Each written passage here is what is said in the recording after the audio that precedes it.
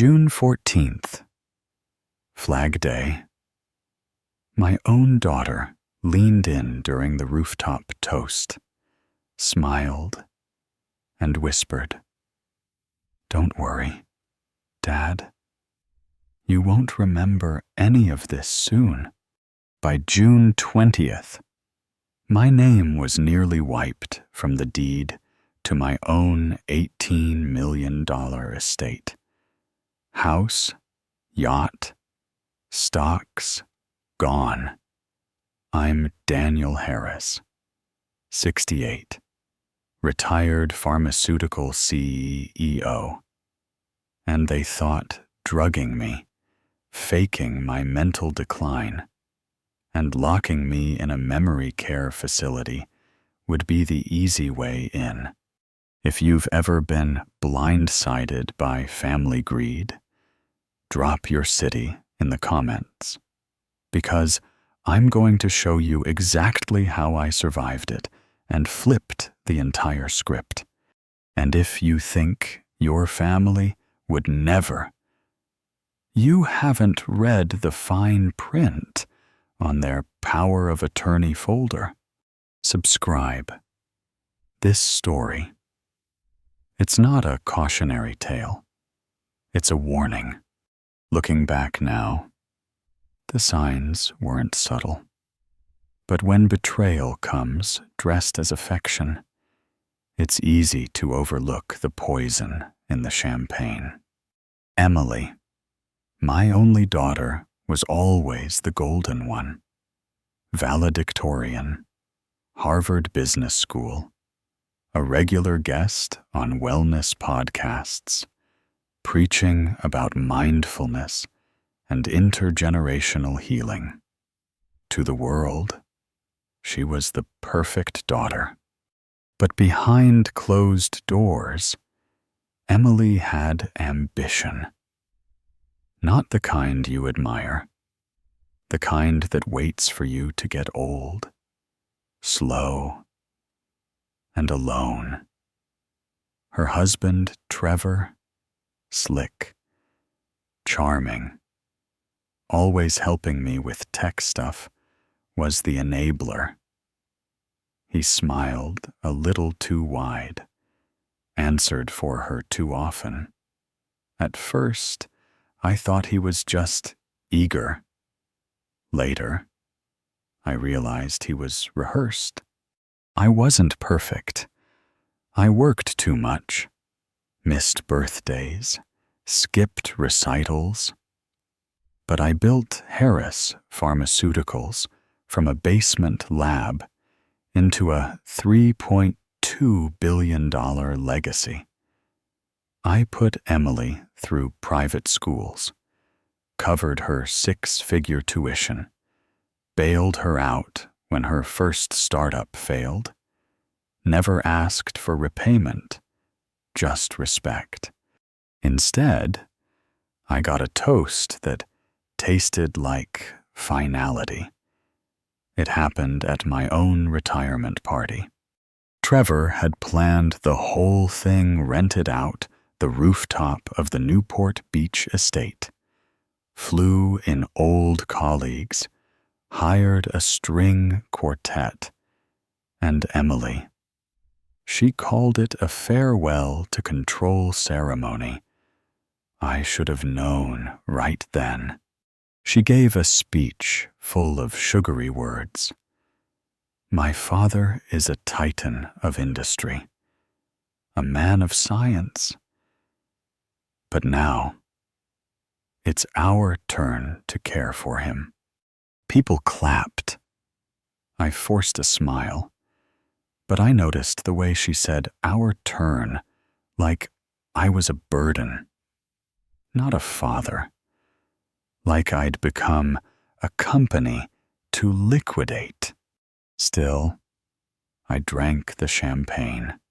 I remember the smell, something floral, but bitter, unfamiliar, synthetic, and the aftertaste, sharp, dry, like aspirin crushed in white wine.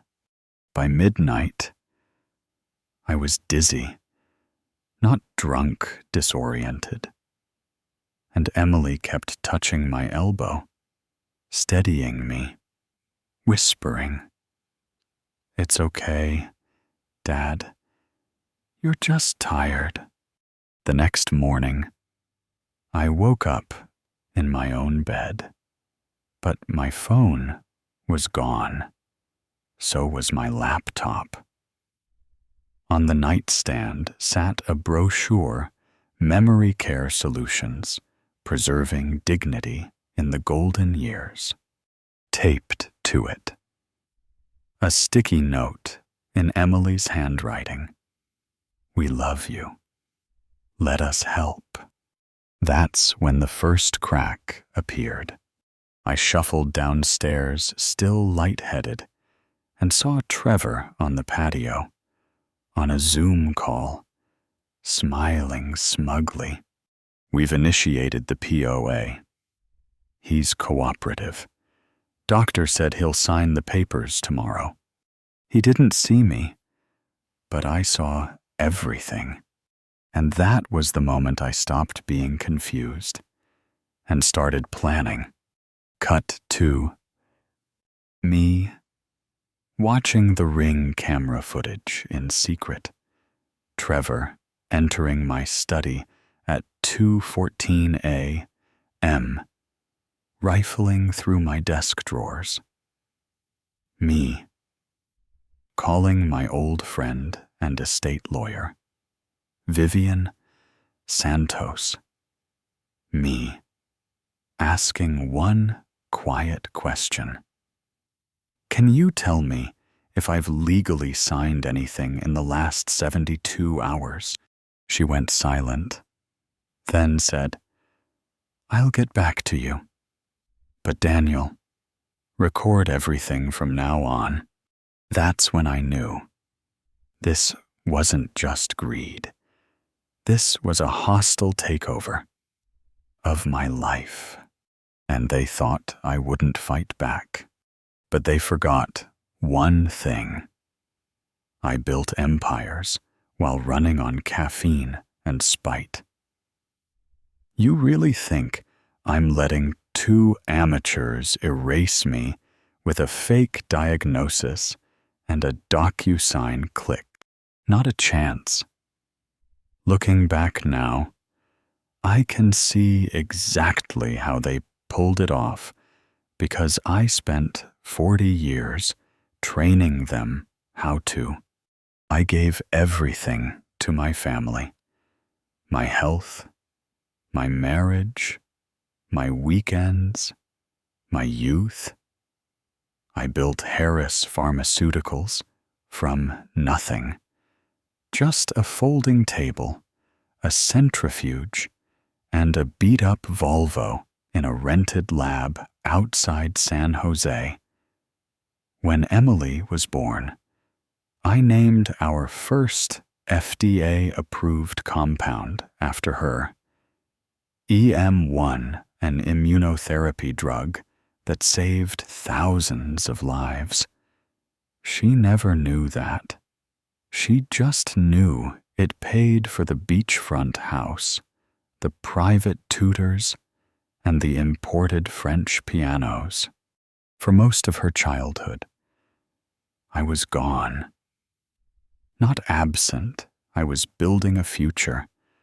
Flew home for birthdays, wired money for ski trips, signed every field trip permission form from airport lounges in Zurich or Seoul. When I finally sold controlling interest in the company, I thought, this is it. Now I can be a father. Now I can make up for lost time. But Emily didn't want a father. She wanted the empire without the effort. Trevor entered the picture 3 years ago. Harvard MBA. Dressed like a tech bro. Talked like a podcast. Smiled like a wolf. He called me Pops before we even shook hands. Said things like, "We want to continue your legacy, sir." What he meant was, "We want control." Still, I let them in. I gave them a cottage on the property, paid off Trevor's student loans, even helped him fund that ridiculous crypto wellness brand, NeuroRoot. I wanted them to succeed.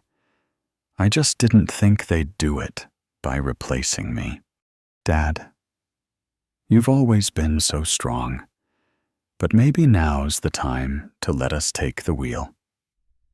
That's what Emily said last Thanksgiving, as she passed the mashed potatoes and slid a medical pamphlet across the table. It was for Age-Wise Cognitive Support Center. I laughed. She didn't. "You forgot your banking PIN last week." I had. One time. She made it sound like dementia.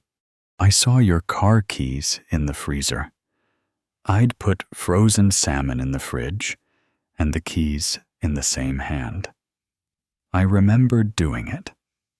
Still, she looked at me with pity, not concern.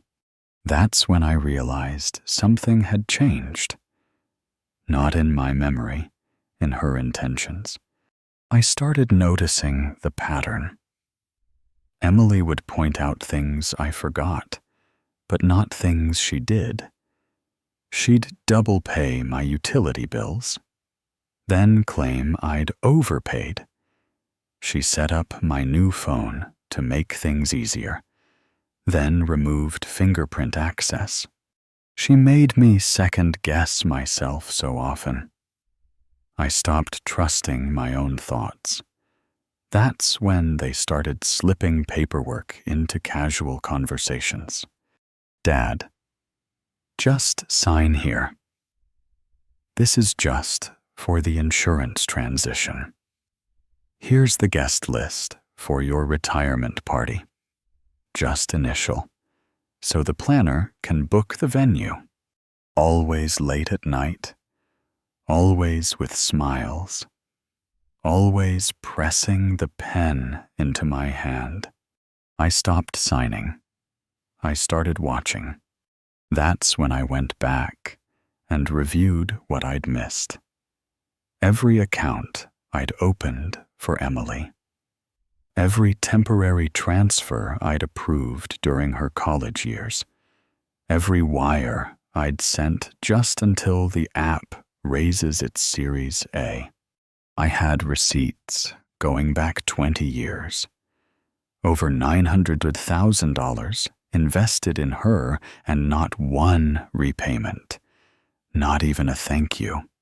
And still, I would have done more. I wanted to believe I was helping. But help, when twisted by entitlement, becomes leverage. She was the golden child. Always had been. Teachers called her brilliant. Neighbors gushed over her science fair trophies. She was on TEDx by 25, selling pseudoscience to the same people my research had actually helped. And I was just the old man in the chair, clapping from the corner. Funny thing is, people like me don't usually get suspicious. We get tired. We get compliant. But I wasn't ready to fade away. I wasn't weak. I was just trusting. They forgot who taught Emily how to win, and they had no idea how much I'd be willing to lose before I finally decided to fight back. What I didn't know yet was just how far they'd already gone. Because while I was sitting at the lake house, trying to make peace with a daughter who no longer saw me as a person. So she was filing paperwork to declare me legally incapacitated and transferring every major asset I owned into her name. The first real crack came disguised as a courtesy alert. Your Fidelity account password was changed at 2:03 a.m. I hadn't touched it. Wasn't even awake. I figured it was a mistake, maybe a system error. I clicked the link to reset it, but the recovery number on file wasn't mine anymore. Trevor had helped me secure all my digital access a few weeks earlier, said he was streamlining things, linking them under a family trust dashboard. Family. Trust. Ironic. Looking back, I called Fidelity the next morning and asked for a statement of all transactions from the past year. The associate hesitated. "Sir, we'd need authorization from your power of attorney to release that." Excuse me, I'd never granted anyone POA not in writing, not verbally, not ever. But according to their records, Emily had submitted documents signed in my name 2 weeks ago, docu-signed, notarized, and filed under a shared family trust. A trust I'd never even heard of.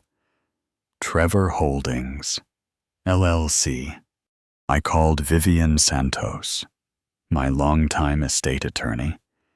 She didn't pick up, but texted immediately. "You never mentioned a trust amendment. Forward anything you find. I'm checking the notary registry." Meanwhile, I logged into my Ring app.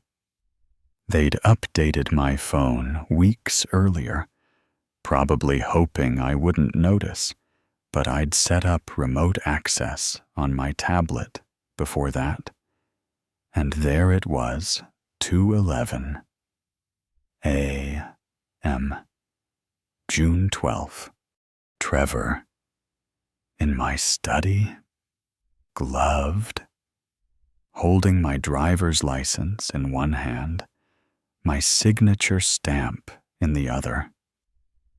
He scanned through file drawers, pulled out a thick folder labeled Legacy Transfer, and took photos of each page. My blood ran cold, not just because of the violation, because it meant they weren't just planning this. They were already halfway done. 2 days later, I sat quietly on the garden bench behind the house while Emily stood nearby on a Zoom call. She didn't know I was there. "Yeah, he's slipping fast. He signed the cognitive decline forms last week," she said. A pause. Then, "No, he doesn't remember." That's the beauty of it. I didn't move, didn't react, just listened.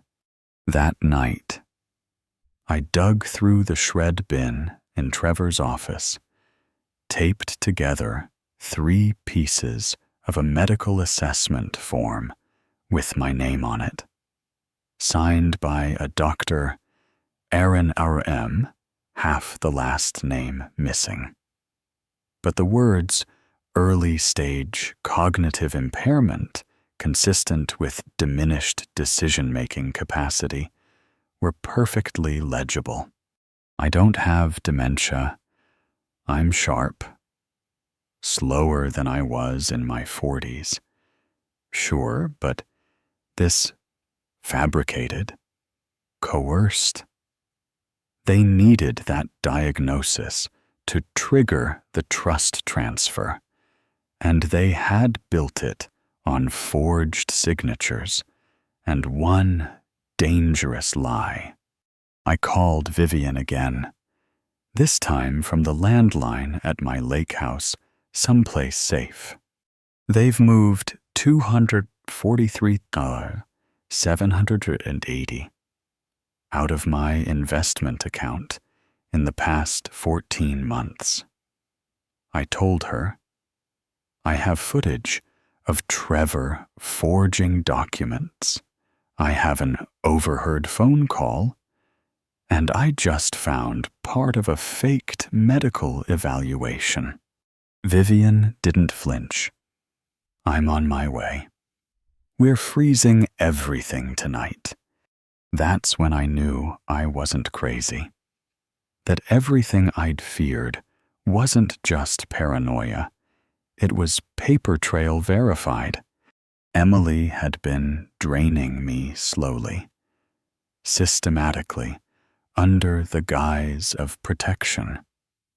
Trevor had executed the technical side, and their family trust, built with my assets, rebranded in their name. They'd filed for full control of my healthcare decisions and property, and they timed it to take effect the week after my retirement party. That was the moment I stopped being shocked and started being dangerous. I wasn't just going to protect what was mine. I was going to dismantle what they built. Not with rage, not with threats, with records, with timestamps, with law. On the surface, that party was just a celebration, a rooftop sunset, jazz band, champagne toasts, expensive suits, and smiling faces. But beneath the music and the speeches, something much uglier simmered. I remember the exact moment it all crystallized. I was standing by the terrace railing, watching the ocean, when Emily handed me a glass of champagne. She smiled, but it didn't reach her eyes. Trevor hovered nearby, one hand on my shoulder, guiding me toward a group of guests. The air was thick with that strange, floral bitter scent. It hit me then, the same aftertaste I'd noticed at dinner, the same subtle grit at the bottom of the glass. That was the surface, the party, the toast, the drink. But the real story ran much deeper. Conspiracy. After that night, I pieced together every clue. Vivian met me in person, bringing copies of the supposed cognitive decline evaluation, notarized trust transfers, and a medical file I had never seen, the signature on the doctor's note. A neighbor of Trevor's, not a real physician, just a notary with a rubber stamp and a willingness to bend the truth for a fee. The financial transfer forms were co-signed by Thorne, their attorney, who'd once been on my company's legal team until I fired him for unethical conduct. He'd been in on it the whole time, coaching them, drafting paperwork, connecting them with the right people to make everything look legitimate. My signature on those documents, lifted from an old passport, my initials slapped onto a stack of digital forms with a single click. Even the POA folder had been updated after midnight. The same night, I saw Trevor in the study on the Ring camera. Vivian drew a timeline across her legal pad. 7 months ago, just after I changed my will. Excluding Trevor as a beneficiary, Emily's attitude shifted. She became colder, more impatient. Suddenly, she cared about my medications, my sleep schedule, my well-being. She insisted on managing all my mail and even started intercepting calls from my accountant. They started building their case, fabricating evidence, getting documents notarized, prepping friends to vouch for my decline. The digital audit trail showed a precise operation. It wasn't an accident or a family misunderstanding. It was a long, coordinated attack. Timeline. How long did it run? It started with small things, misplaced car keys, a forgotten lunch date, Emily gently correcting my mistakes, but behind each nudge was paperwork, bank transfers, letters to doctors and lawyers, a spreadsheet with color-coded tabs, one for assets, one for liabilities, one for Dad's capacity milestones. Every milestone was a mark against me. By the time I realized, I'd been written out of my own story. The details all rushed in at once, the hiss of an envelope being opened, the cold scent of legal paper, the bitter taste of drugged champagne, the Ring app's silent notification blinking in my pocket. Suddenly, every breadcrumb snapped into place.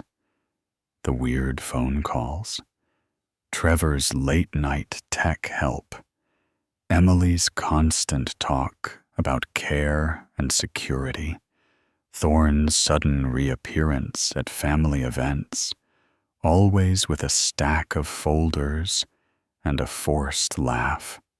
In 30 seconds, everything made sense. I saw the whole picture, not just the theft, but the intent. This wasn't about protecting me. This was about removing me, replacing me. They didn't just want my money. They wanted my identity, my legacy, stripped down to paperwork and transferred into their names. For a second, I felt hollow, numb. Then something harder, colder, surged in. Resolve. I wasn't going to be their easy mark. I wasn't going to let my life's work end as a line item on their balance sheet.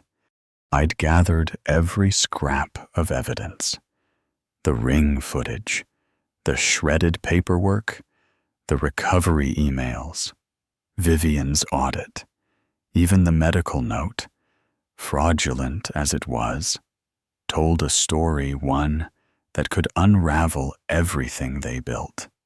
Cut to that light bulb montage. The taste of that champagne.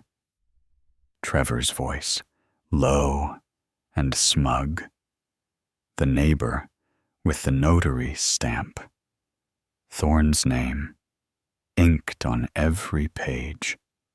Emily's arms around me, pretending care while slipping the pen into my hand. I saw it all. I remembered every detail. That was the moment I went from being a victim to being the storm. I didn't shout. I didn't throw things or call them names. That's not my style. When you've built something out of nothing, you know how to fix what's broken, even if what's broken is your own family. My first move was to sit down at the kitchen table, lay out everything I'd collected, every notarized fake, every shredded form, every blurry ring camera frame, and start building my own timeline. I wrote down names, dates, transaction IDs, cross-checked every signature. I didn't sleep much that night. I didn't need to. I'd lived through far worse. The next morning, I called Vivian and asked her to meet me at the bank. We walked into the manager's office, placed the evidence on the polished desk, and said 6 words that changed everything. I am revoking. Power of attorney. Effective immediately. She slid a thick folder across the table. Her own notarized statements, a forensic audit printout, and a copy of the trust document that Emily and Trevor had submitted. The bank manager's hands shook as he paged through the records. He called legal, then security. Within the hour, every joint account was locked down, pending investigation. Every transfer, every withdrawal, flagged for review. Vivian moved fast. She filed an emergency injunction at the county courthouse to freeze all major assets house. Yacht, business shares, pending a full elder abuse and fraud inquiry. She contacted the local police and the California Elder Abuse Unit. She also called a forensic accountant she trusted, who pulled every digital receipt from the past 18 months and matched them against the trust's internal spreadsheet. I watched it all unfold with the same icy calm I used to bring to tense board meetings. Not a word to Emily or Trevor. Not a warning. Not a single outburst. Instead, I went to the HOO board meeting, sat in the back row, listened as Trevor tried to charm his way through a presentation about improving security for our aging residents. When it was my turn to speak, I stood up, handed the board chair an envelope, copies of the fraudulent trust, the fake medical notes, and a statement of my own. Then I simply said, anyone looking to entrust their safety to these two should see how they treat family. Trevor's face went pale. Emily didn't show up at all. That evening, I sent a LinkedIn message to every executive and investor involved with NeuroRoot Trevor's new startup, funded with my money, using my patents. My message was short. To all current stakeholders, please be advised that an injunction has been filed regarding the intellectual property you are currently using. Further use may result in liability. No threats, no drama, just facts. The next day, a detective from the Elder Abuse Unit came by with a subpoena for Trevor and Emily. They weren't home. But the detective left his card and a copy of the official freeze order front and center on the kitchen counter. By then, word was spreading. Neighbors asked quiet questions. Old colleagues called to check on me. Even my old company's board reached out. Do you need anything? For the first time in months, I felt steady, not victorious. Not yet, but in control again. Cut to a quiet evening, me watching the sunset from my study, sipping tea, Vivian across from me, reading through a fresh stack of emails. You did the right thing, she said. Looking up, most people freeze. You fought back. I nodded, but didn't smile. It's not about revenge. I told her, it's about stopping the bleeding before it becomes a scar. The fallout didn't take long. Trevor's startup partners panicked. Some pulled out overnight. The bank froze all joint accounts. The HOA suspended Emily and Trevor's access, citing unresolved legal issues. But the most satisfying moment came quietly. An email from the court granting me emergency custody of my estate, pending trial. For the first time in weeks, I slept. It all unraveled quickly after that. Federal investigators froze every asset Emily and Trevor tried to touch. The house was placed under court supervision. The yacht was impounded at the marina. Bank accounts locked. The headlines hit retired CEO's family charged in $18 million elder fraud. Emily, for the first time, reached out on the courthouse steps, voice trembling. She said, "Dad, I never meant for it to go this far. Can we fix this?" I looked at her, really looked at her, and felt nothing but a deep, tired sadness. You traded your father for a balance sheet, I said quietly. This is the fix. The judge ruled in my favor. Trevor was sentenced to repay what he'd stolen through supervised manual labor. No more startups, just scrubbing decks and cleaning marina bathrooms. The mansion, empty now, waiting for a new chapter.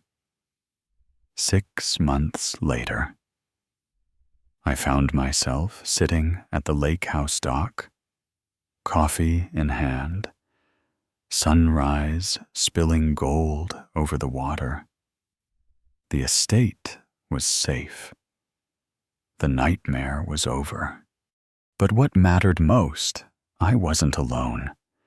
My neighbor Sophia, once just a friendly face, had become real family. She brought over homemade bread, shared stories, and listened without judgment.